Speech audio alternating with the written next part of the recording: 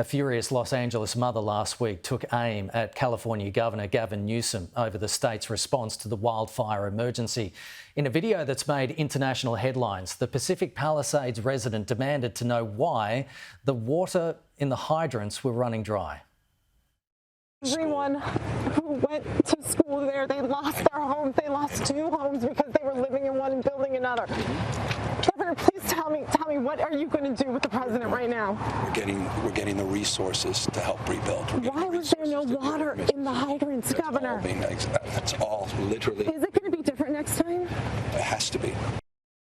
And joining me live now is Rachel Darvish, the LA resident who confronted California Governor Gavin Newsom.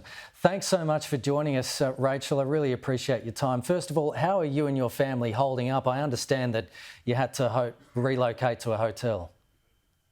We did, Kenny. Thanks so much for having me on. This is a really unreal time. I don't think I was expecting to be in this position in any way, shape, or form. Tuesday morning, waking up, my daughter had her first day back to school after 3 weeks of a holiday. She was excited to see her friends. I drop her off at school, and that was the beginning of a nightmare. Someone else had to pick her up. I had to figure out how I was going to get down a 2-lane road that was the only access point from my home. I don't know if you've seen the videos, but the fires were literally at my doorstep. And so I have to tell you, it is only by the grace of God that we are out of this for the moment and alive. And yes, we did have to relocate. My heart goes out to those that have lost their lives in this, because I know, if you know what the city of Pacific Palisades is like, you know there are people there that must have hung on to the bare end, which leaves such a bad taste in my mouth when I think about what the governor and our mayor have on their hands right now. Yeah, it's such a devastating situation. You went viral after you confronted the governor. Can you take us back to that day and what you were feeling? Well, it's really something that I had not planned for. Obviously, I was with Sky TV UK, but we were going to go check on my house, and I just asked them if we could drive by my daughter's school. I hadn't seen it. I had only seen that the playground was destroyed, and I thought, oh well, that's a little bit less than I thought.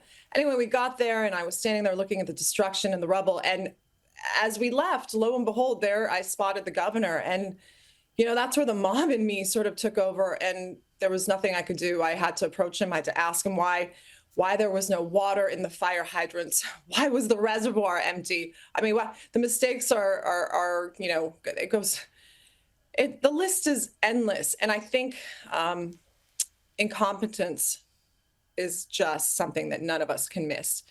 And we can't have it repeat itself again. That's sort of the moral of the story. But I would suggest that we ask ChatGPT next time, what to do in terms of fire, in times of fire, because I don't think our elected officials are really the right people that we should be turning to. We can't be moving forward as a society this way.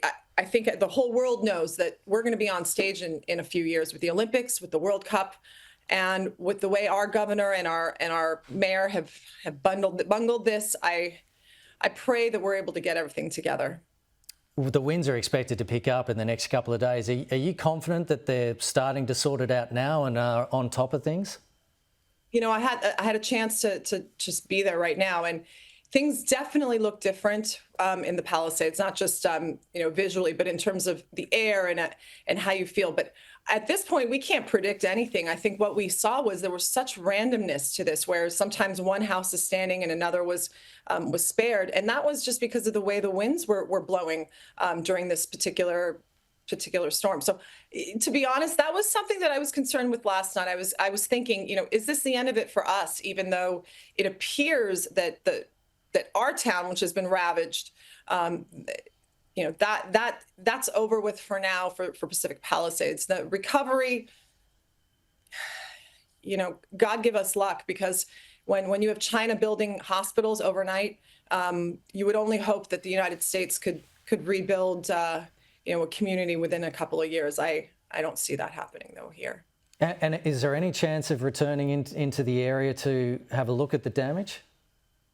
Yeah, I've had the opportunities to do that, but I think for everybody, we're going to have an opportunity to go back soon.